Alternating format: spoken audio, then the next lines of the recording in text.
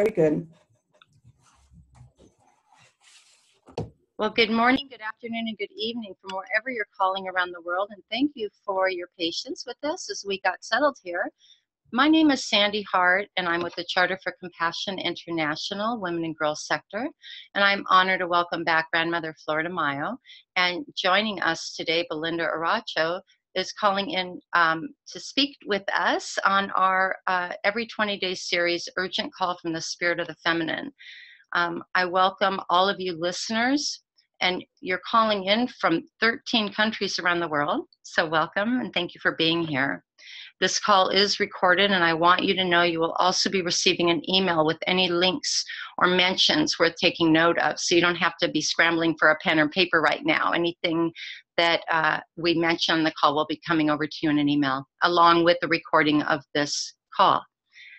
Now, I also want to remind you, if you've been on previous calls, that Grandmother has made it really clear that she loves your questions. So at the bottom of your screen, you'll see a Q&A question. You have to just take your cursor and float it down by the bottom of your screen, and you will see a place where you can insert your questions. And I will do our very best to get to them. If not, I always send them in an email to Grandmother. This call, again, is part of a 20-day call series honoring the day of Ish, which comes every 20 days according to the teachings of the Mayan calendar. Now, perhaps you have been on one or more of our previous calls, each of them on the day of Ish. But if you are new to our calls and don't know about Grandmother, she is a founding member of the Confederation of Indigenous Elders of the America, Institute of Natural and Traditional Knowledge, Church of the Spiritual Path, founding member of the Council of 13 Indigenous Grandmothers, and founding member of The Path. And again, welcoming Belinda to our call this morning. Belinda is of Navajo and Zuni descent. She enjoys sharing her cultures and traditions with others to reach a common understanding as relatives of Mother Earth. She recently returned from a trip to Canada to share teachings on the sacred medicine bundles with many First Nation members. In addition, she enjoys sharing plant herbal blends for common ailments. She is also a member of the board of directors for The Path. So welcome to you both. I welcome you both and all of our listeners with love and gratitude. Now, Grandmother, in the spirit in which you walk in the world, I'm wondering if you would light our path this morning or this afternoon, wherever our callers are coming in from, with an opening blessing. Thank you, Sandy. Beloved Mother, beloved Father, thank you for allowing us to get together on this beautiful, beautiful day of Ish to help us to remember in the power that we walk, we as humans, both male and female. This is the day in which we honor absolute spirit of the great medicine that is inherent to all of us humans. Beloved Mother, let it not be forgotten that this is who we are. We're the people of prayer, the people of medicine, and those people that can make a change through the spirit of the prayers. Thank you for this beautiful, beautiful moment. Thank you for allowing us to be here. Thank you to Belinda and Sandy and the compassion of women and girls for having us here. Thank you. Good morning to everybody. Thank you, Grandmother. Okay, so on our last call, a question came over that we did not see in time. I'm getting a little feedback. Let me see. I'm going to go ahead and just mute you, Grandmother, just for a moment. Let's see if that helps. Okay. Like I was saying on our last call, we got a question that came over that we just couldn't get to in time. Actually, I didn't see it until after our call, unfortunately. However, I sent that question on to Grandmother, and the question was, would Grandmother speak to the woman's moon time and the aspect of offering blood to the earth? When I shared that email, Grandmother told me that this was to be the topic of our next call. And so welcome to today's topic, menstrual periods, food to Mother Earth. And thank you, grandmother. And thank you for that caller, Shalala Nia. I pray I'm saying your name right. I hope you're listening, and the power of your question is going to personally intrigue a lot of people, especially myself. I found this very intriguing, having never heard of this ritual before, but very much excites me. And but before we start, I wonder if you would take a moment, grandmother, and just take a moment and bring everybody up to date first about the Day of Ish, because there are some who may not be on our call in the past, and maybe just a little refresher for those who, to bring them up to speed of what the Day of Ish signifies. Oh, I beg your pardon. I'm sorry, please say that again. The Day of Ish is a day in the Mayan calendar in which we honor the spirit of the feminine. And the spirit of the feminine is the spirit of us humans being in balance with all of our sacred elements, the 4 sacred elements of life. And so we've been speaking about this topic for the past few months. In January, the year carrier is Ish, and so I am honoring Ish every 20 days and speaking on these topics that encompasses all of us as humans. I would like to take a moment right now and allow Belinda to speak, because she is on limited amount of time, and if she can share with us her teachings, that would really, really be wonderful. And then we'll have to let Belinda go back to what it is that she is doing this morning, and then I'll take over the conversation. Thank you. Okay, thank you, Flor de Mayo and Sandy, for your continued prayers and for humanity and the dialogue on Ish. Most of all, I want to thank my brothers and sisters who are on the call for honoring yourselves and for honoring the women in your lives. Before we start today, what I'd like to do is take just a moment to take a little bit of time to explain Mother Earth and why that understanding is so important, not only for Indigenous people, but for all of us. It's about our connection to Mother Earth. In Navajo, we refer to her as Nasta, which means the earth, our mother. I have been listening to the previous conversations that have occurred over the last couple of weeks, and a common theme that I hear is, how do we connect to Mother Earth? I wanted to just take a moment to see if I can illustrate this for you. Once an elder described Mother Earth to me in this way: the trees, the plants, the grass that grow upon her are like her hair. The stones and the rocks are like her bones. And the water, the natural resources that flow in her are like her blood. Sisters and brothers, until we know her as a living, breathing being, it is only then that we can honor her. And so I wanted to share that thought with you to kind of put things in perspective so that you understand, and I know that the most of you understand that, but it is so important in this time that we know that in our hearts. On the subject of menstrual flow, as many of you know, the Dene, or the Navajo people of the American Southwest, are known as a matrilinear society. In our culture, the women have important roles as caretakers of the family, carriers of the tribal clan systems, and as keepers of our culture and traditions. Our culture has a special ceremony called Kinalta, which translates as a puberty ceremony or a rite of passage.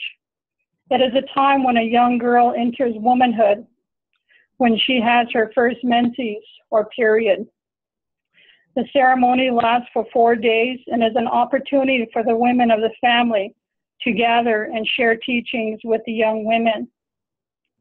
These teachings center around what it means to be Dene, about being industrious in our communities, about the longevity and the balance of life, and also about prayer.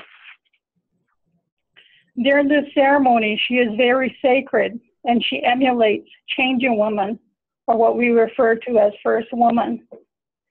Changing Woman represents represents the earth, the natural orders of the universe, and the cycles of the seasons, including birth, maturity, old age, and death. During this ceremony, she has a responsibility to bless and nurture others. This is an example of how we honor our women during this sacred life event that I wanted to share with you.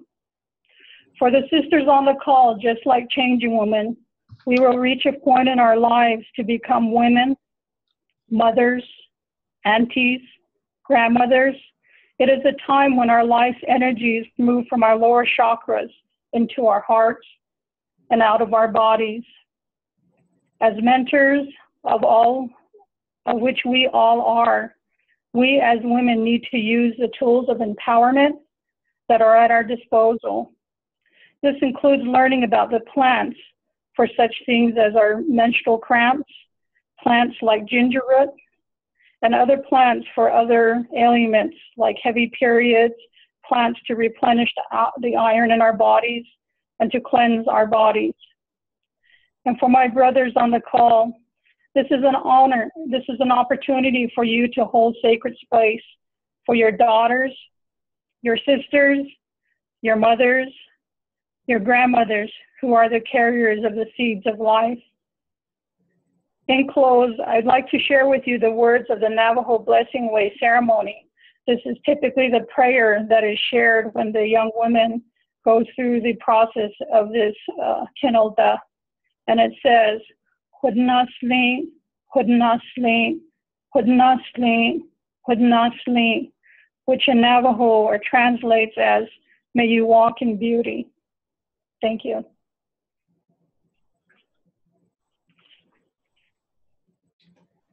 Belinda, thank you so much. That it was so incredibly touching and so beautiful. Thank you so much.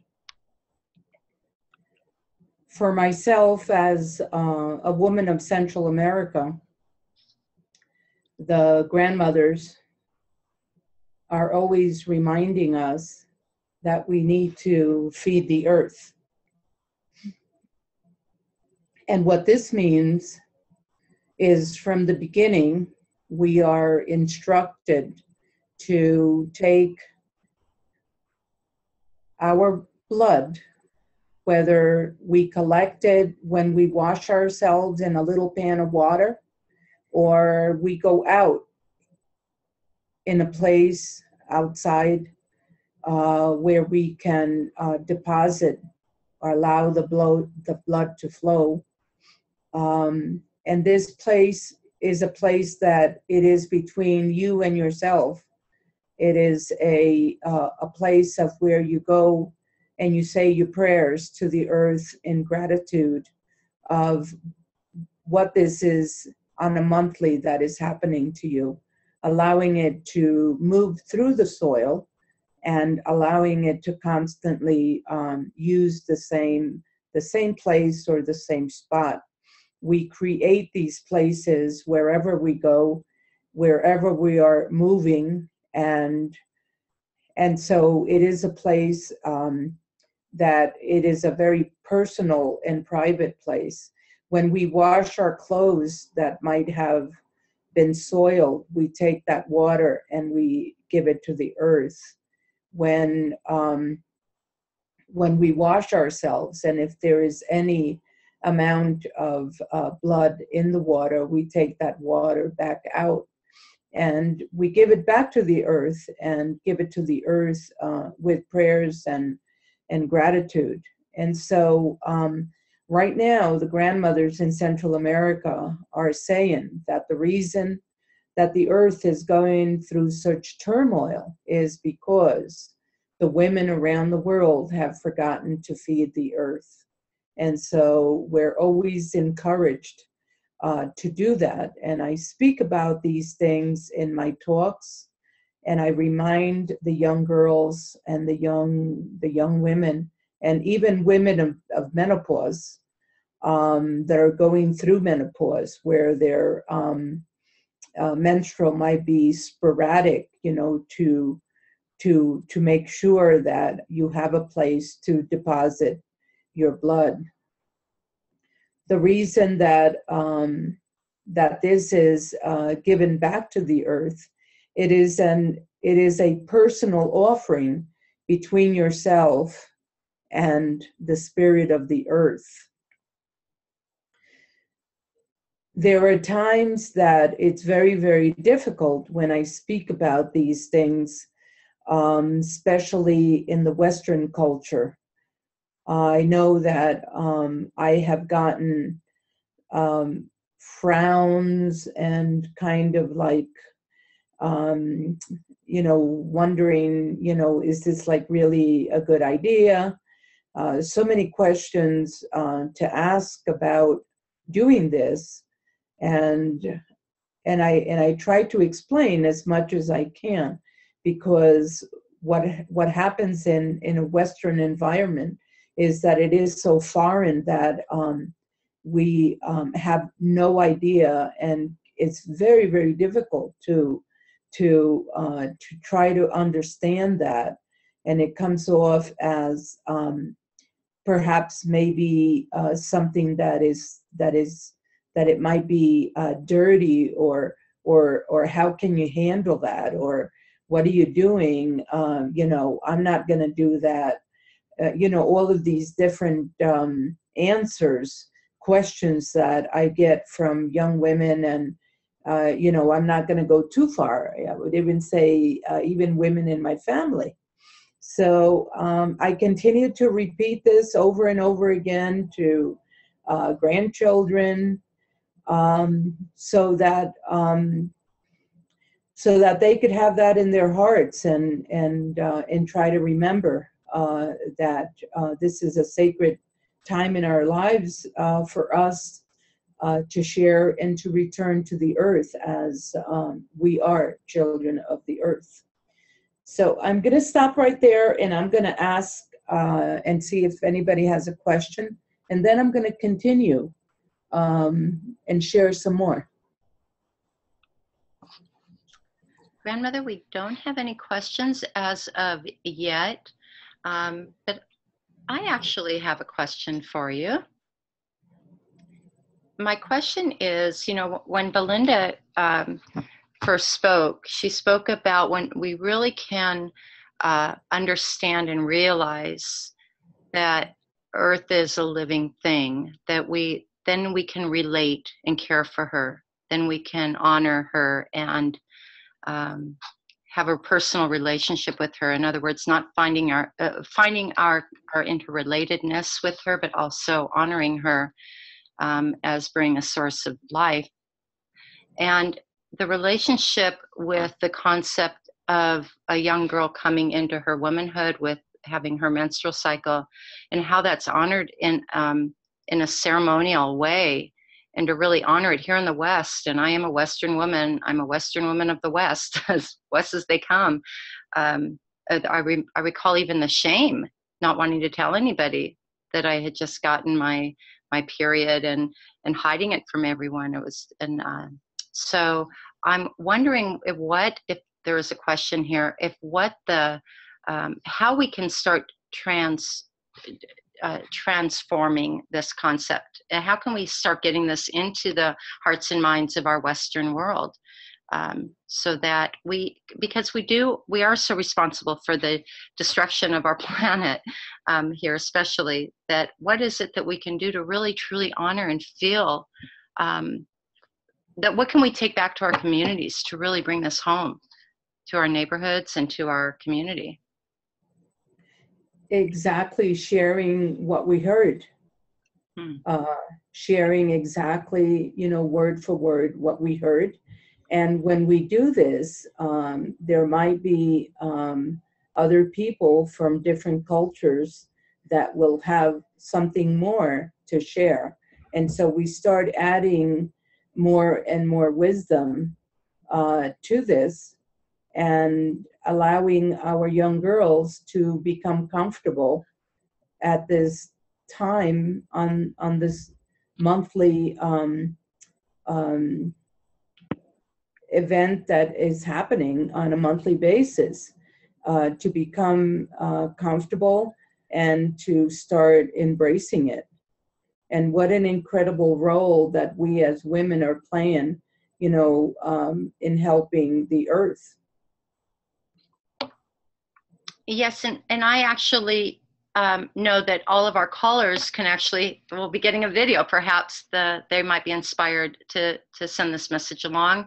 We also have a very large education committee sector at the Charter for Compassion with schools. I think that there are a lot of creative ways that we can spread this word, but this is such a powerful message that really gets to the heart of our connectedness, as like Belinda said, one global family, one human family. Absolutely. It's all about sharing. That's what we're doing right now. Grandmother, we do have a question, and perhaps Belinda would like to answer this before she has to go. Hopefully she can stay with us a little bit longer. It's from Teresa, and Teresa asks, once we have passed into menopause, is there another way we can feed our beloved Mother Earth? That's it. That's it. We just have to be very, very diligent when we're going through menopause, because we're just going to have that flow for just a couple of years or even shorter than that. We always know when we're going through menopause, there's always, changes are beginning to happen, within us. And we could prepare ourselves, Yeah. We continue the prayer is what we do, we say, and I've heard many times, especially in Central America, that once we're in that place of menopause, the women become androgynous beings, and it's such a sweet way to look at it, that we're embracing that androgyny, and it's all beautiful. Yeah. Sandy, this is Belinda. I mean, I can share my personal experience because I have gone through that stage in life. I think for me, when I reflect back on that time, it's caused me to really go into my heart center. It's caused me to reflect on the importance of prayer. At the same time, your body is going through different changes and really trying to understand that. And I grew up in a culture where a lot of times the aunties and my mom and my older siblings, my sisters, never really shared with me that change that we go through, primarily through menopause. And I had to educate myself, and I think that's really what we all need to do, is educate ourselves about what is happening to our body. And then, to the other point that I wanted to make and instill in everybody is that as we're going through adolescence and we move into our childbearing years, our energy is in our center, in our root chakra. And as we start to age and we go into our older years and become an elder, that's what I was referring to when I spoke earlier, is that our spirit rises up into our heart and allows us to be present with the sacred, with Creator. And then it allows us to share that with others. And if we can all come from a place where we teach our young women that, and even our children, we allow them not to be afraid that you're going to go through these life changes, and prepare them for that. What a much more beautiful place we would all be at. Thank you. Beautiful indeed. Not what more of a beautiful place we'll be in, but what more of a healthy place we'll be in as well. How interrelated we are to the effect and the impact on our climate, and on how we, of course, also care for one another. It's also interrelated. So thank you so much. This is such a powerful, important conversation to be having. And I too have graduated, and I know many of my friends have too, and we're having these conversations about finding ourselves into a deeper place of our understanding of ourselves. Now I personally have a better understanding of my relationship to my Mother Earth. There's another question here. It's from Susan. Thank you, grandmother, so much for this. I know that although I am postmenopausal, I can still feed some small blood sometimes to our Mother Earth, which then will allow me to relate back to that in prayers when I have no blood to offer. So prayers for blood. I see. That wasn't a question. So it was a lovely comment, and it's truly wonderful perspective that enables women to see themselves as sacred, and also a way to see other women as sacred, to respect young women for their contributions. Lovely. Absolutely. It's a beautiful, beautiful comment. So I wonder how, if you will share a little bit more about the ceremony, how this, Belinda, if you have time to stay with us, or grandmother, if you'll share a little bit more about the actual ceremony that happens in the center of community when this happens. I think that's, and does that still happen in the way it always has? There's still places in community where those ceremonies take place. Absolutely. Belinda, do you want to comment on that, or do you want me to comment on that? Sure, I can comment on that, Sotomayor. Okay. The ceremonies, the Kinodog will happen any time of the year, you know, and it does happen.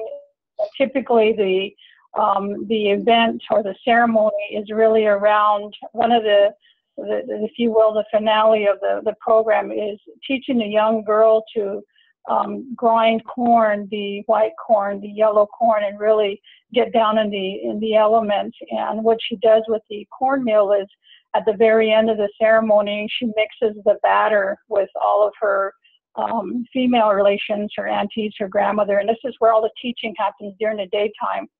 And then she'll bake the cake. The men are outside. They're responsible for building an earth oven, if you will. They dig a large hole in the ground, and they heat the earth up with firewood for 4 days. And at that last day is when the corn batter is made in there, and it's covered with corn husk in a very sacred way. As you well know, in the Southwest, corn is very important to our livelihood. And so that's part of the ceremony. One of the other parts of the ceremony is just before the sun rises, the young girl will go out and she'll run towards the sun, and she will make noises like she will scream to let her know that the holy people know that she is awake and that she is present to receive the blessings of the sacred beings early in the morning. And so as Indigenous people, that's the best time for us to go out and pray, to greet the sun as it rises. And so this is part of the teachings that relate to the prayer. At the very end of the ceremony, she has the ability, like I indicated in my brief conversation with you, is that she has the ability to bless everybody that is present at this gathering. She will stretch people. Sometimes people will have fun with it. If they're overweight, you know, they'll say, well, can you take some of my stomach down a little bit, or can you stretch me so I'm tall? And this is an opportunity for her to share that blessing as changing woman, the first woman with other people in her community. So it's a time of celebration. It's a time of honoring the young woman. The prayers, the traditional prayers and the traditional songs are shared over these 4 days. So it's a great way to build community and to build cohesiveness with the women and the young women and the elders. And so I'll share that much with you. Are there any particular roles that men and boys play specifically in that ceremony, or are they involved at all? Yes, they're primarily responsible for the fire that is burning outside. So they're responsible for gathering the firewood. They're responsible for preparing the water and heating up the water that will then be used to mix the cake batter. So they have their roles with regards to that. And so again, everybody is involved.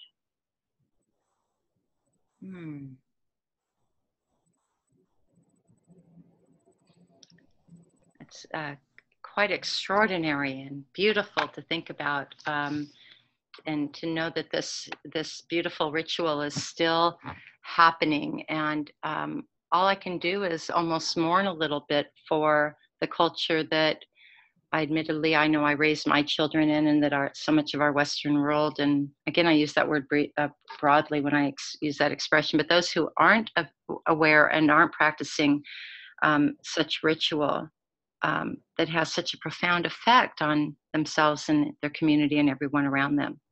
So thank you so much. Sandy, there's also a similar ceremony for our young men. And they kind of go through the same kind of experience, but they go into a lodge with the menfolk, where the menfolk will share the teachings with them. And for many years, that ceremony went dormant. It's only over the last, I'd say, 5 to 10 years have they brought that ceremony back. And so it's not uncommon to see when a young boy's voice changes and he's going into the manhood period, to also do that for our young men as well. Oh, that's beautiful. You know, this reminds me of something that I heard grandmother say on a recent call, that that both men and women hold seeds. They're both seed keepers. They both hold seeds of their body. And so I just thought that was such a beautiful image to remember the power that we both have. Yes, yeah, quite extraordinary.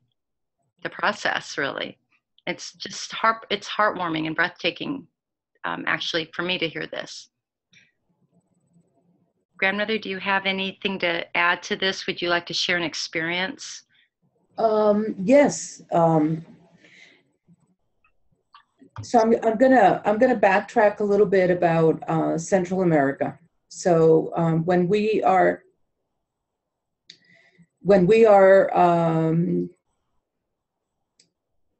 in that prayer and looking for a place that we need to squat and allow our body to become one with the earth, and the earth becoming one with us, we squat very low to the ground, so that in this position we allow the blood to drop.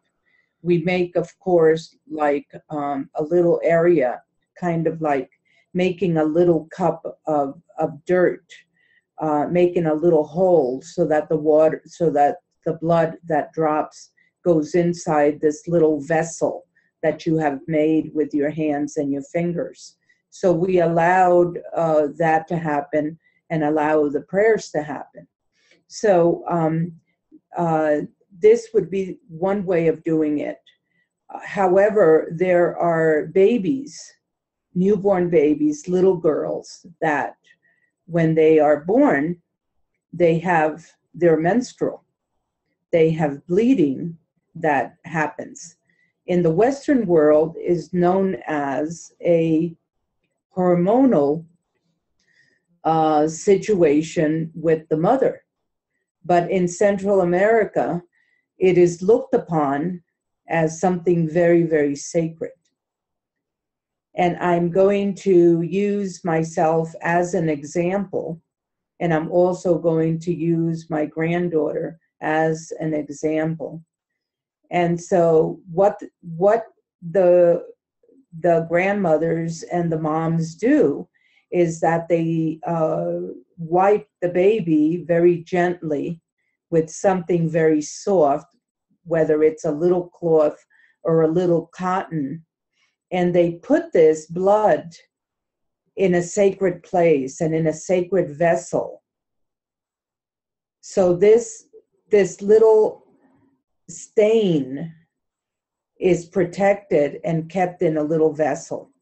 For myself, I had this bleeding for the first 5 days of my life.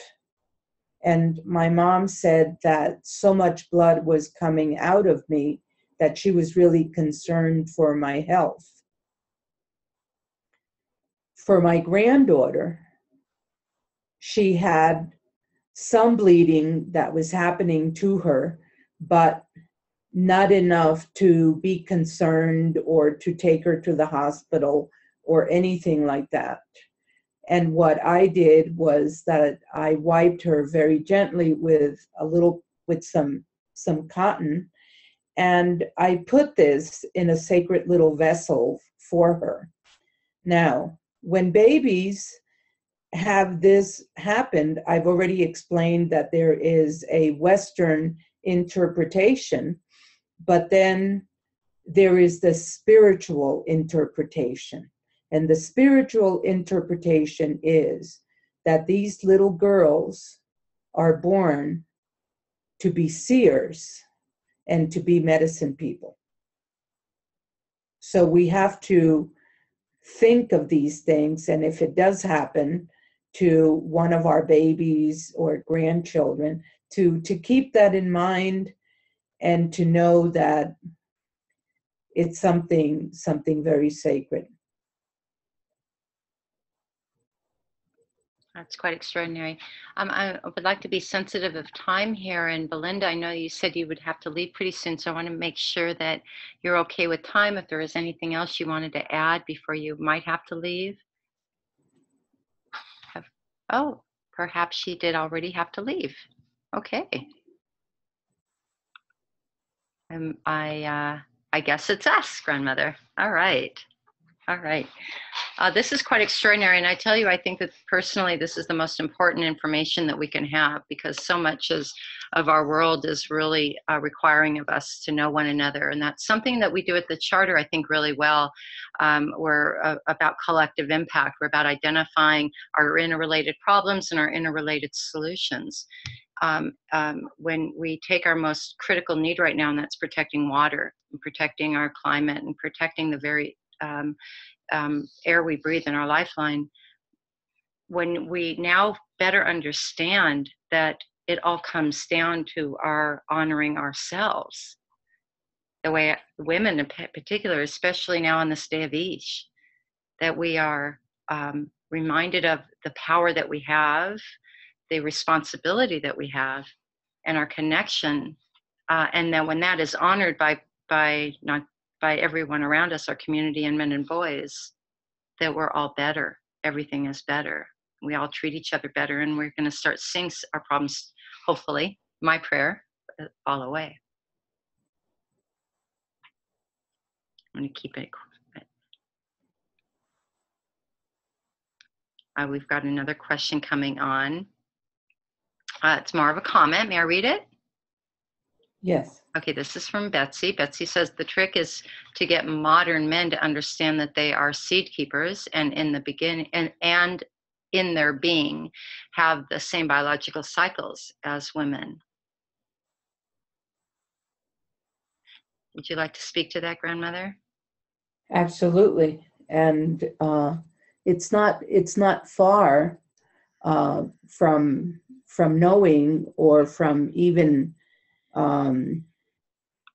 feeling in the heart that there's a huge responsibility of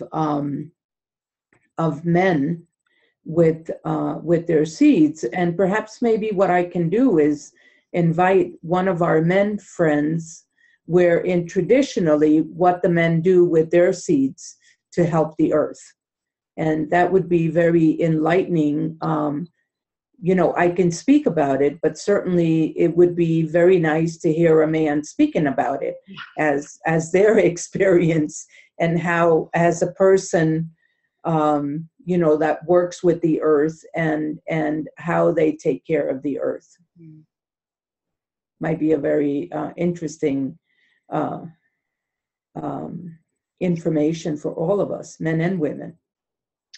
We actually do have a call coming up in April 5th, and again on the 19th, in our reaction to response seminar, a webinar, I beg your pardon, series, that will be talking about the critical need of reacting to the, responding rather than reacting to the needs of our planet and our environment. And again, everybody on the call, I'll send you a link to that where you can hear that. So yes, these are the conversations that we need to continue having more and more. I also want to take this time to I'm just going to pause for a moment here in our conversation in case I want to make sure I have time to get to this. Grandmother, you've been spreading this message through other networks as well. And I was so happy to hear you on the Shift Network call the other day. And you're going to be hosting I think it's a 7-week program. 7 week. Right. And so I want to let our callers know, and again, I'll put this in your email, that they can go to the shiftnetwork.com/grandmother wisdom to find out more about that. And tomorrow night is a free program that you can listen to Grandmother. And then more of an introduction to that 7-week program that looks really wonderful. And I tell you, Grandmother, I think this is our 4th call together. And I always hear something so new and so much deeper wisdom. I'm so grateful for you for that, for sharing this with the world. We spoke several months ago where you told me, and I know you've shared this with so many others, that you received a mandate, that it was time to spread this message. And so I would like to challenge our listeners, inspire, if you're not inspired already enough, to take this message to your communities in any way that you can. I know that I will make sure that our education department knows about it, our sector knows about it at the charter as well. This is such a deep cultural tradition that I know it's not as easy as imposing this on our culture or impressing it upon our culture now. But this is wise information and powerful information, and I hope everybody hears this and takes this to heart.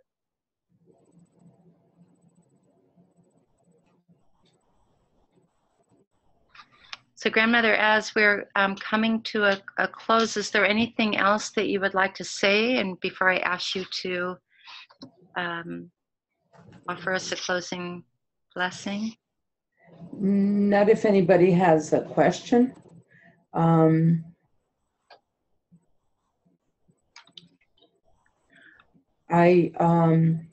actually, in response to my comment about our calls, we actually are also doing a topic in June regarding men as well, and the role of men in our reaction to response. So you can keep an eye on that, listeners, too. I'll send that out as well. Sorry. Yes, Grandmother.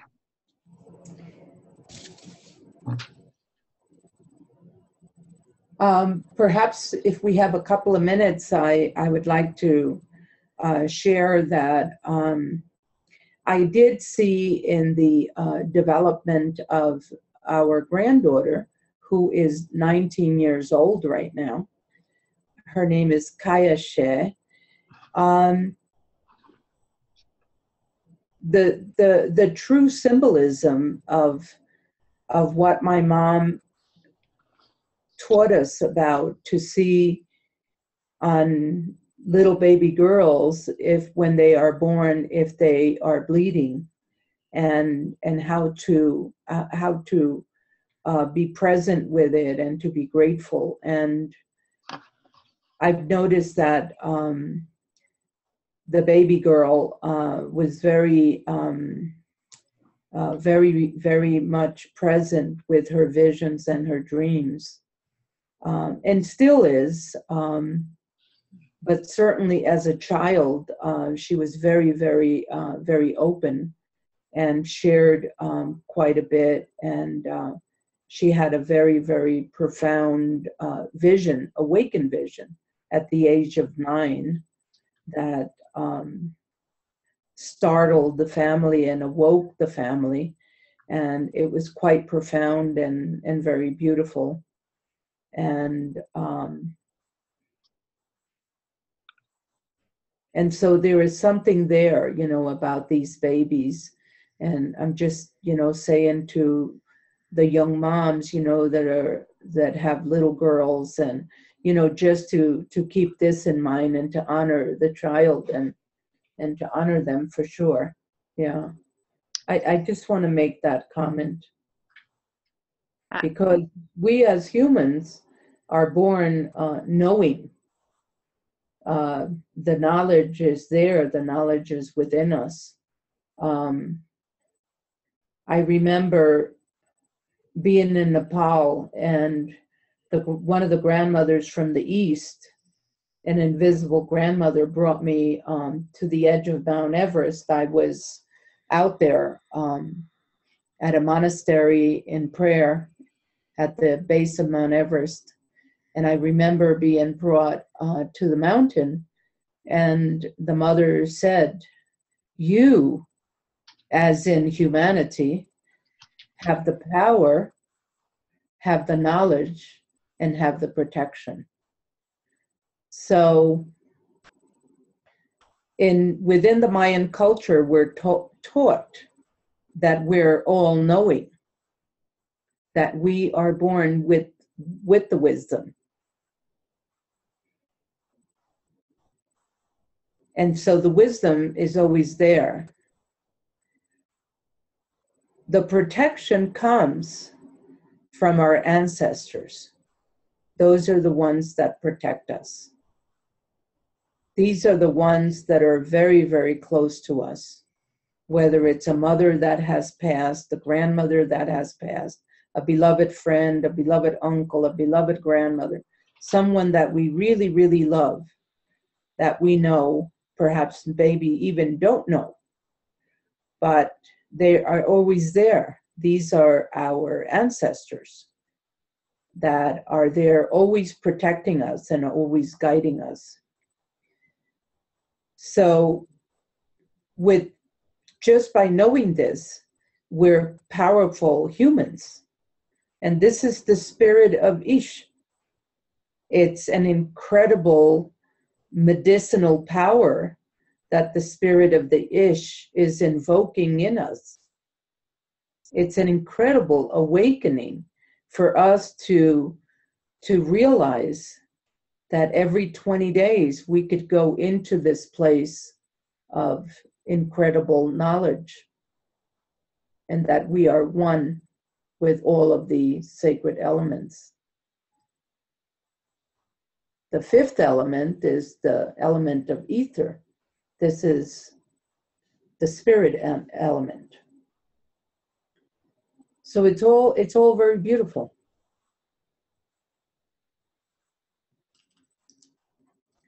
Thank you. Thank you. Yeah, indeed it is. And it's almost as easy as just knowing. I heard you say that Ish is just about awakening and being aware of this power in us. And once it is, the recent tensions in our political system here in the United States, for one, and we've seen it all around the world, where women got out and marched. Women found their power. They found their moral outrage, and they did that by power. And what I found was most striking was that there were no incidents of violence, and over 3 or 4 million people marching together in crowded streets. While some think that they were there to show the administration or others where they were or who they are, it was much more clear that they were showing one another who they are and the power that they have. And sometimes it's that creative tension that prompts us. Again, as a Western woman, I know that for me, it takes that knock on the head or that creative tension to be mobilized and to really get fierce and to find that mother bear in me that says, no, not in my house. But now, when you're raised with that beautiful understanding that you are sacred, that the blood that runs through you is sacred and it's to be honored, it really is, as you say, a beautiful thing. I'm really so grateful. And again, I cannot emphasize enough the importance of our relationship to everyone around us and our earth. We do actually have another question, Grandmother, and this is a good one, a practical one. It's from Brea. When a woman is in a culture or a location on the planet where the ceremony is not supported or not possible, or once beyond our bleeding time, what other ceremony can we do to increase our connection to Mother Earth and to give back to her? It's not possible in New York Central Park, right? She says with a happy face. Yeah. we have to find a way of making finding a way within ourselves, perhaps maybe getting a little bowl of water, putting some flower petals in it. We have to find a way of doing continuous ritual and continuous ceremony, that if you're not having your period anymore, that you can continue to do that. And maybe just prayers are just enough. And that's all that it is. That's all that it is. Sometimes just standing quietly and doing the prayer, it's all that we can do.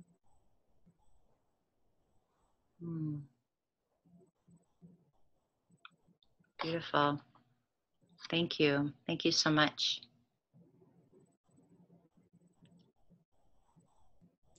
Thank you to you, Sandy, and thank you to everybody.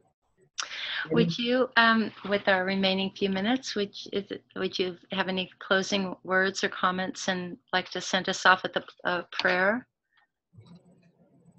or a lullaby?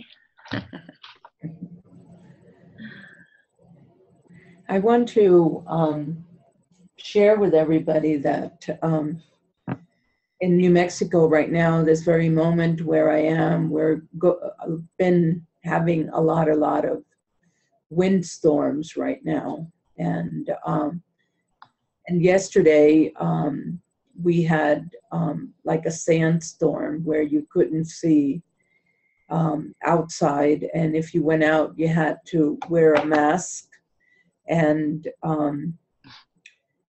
we're having the same thing happening right now. We're having like 40-mile-an-hour winds, and our electricity went out. So when we experience these things from nature, and besides the wind and the sandstorm, then we had a rainstorm yesterday. So the temperatures are very moving and extreme right now. And I know that they must be happening in other places around the globe. I just want to share with everybody that when we experience these extremes, in nature, that we pray, that everybody is safe, and that we pray that everybody is in a safe place, because sometimes when the winds move, some of us can get hurt. There were branches that were falling, and many things that, where people can get hurt. But just to be mindful, of the elements of the weather, the spirit of the wind. I'm absolutely grateful. I was looking at the movement yesterday, and it was all happening at once. The wind, the sand, the rain, the absolute, could not see the sun at all. It was very, very different. So I just want to thank our beloved Creator today on this sacred day. The spirit of the wind that is helping us to clear and to move things in this planet of ours, in this place of the Southwest right now. And I pray that through this cleansing, that when it stops, that we could see a difference that is going on around us, and let that difference be of a positive difference. And I thank my beloved Creator on this sacred day of Ish for all the blessings that we receive on a daily basis. Much love and light to you, to everybody. Thank you so much. Blessings to you. Blessings to you, Grandmother. Thank you. And thank you, everybody, for listening in. You'll be getting an email in the next few days. Have a beautiful day. You too. Walk in gratitude. Thank you. Thank you. Bye-bye. Bye.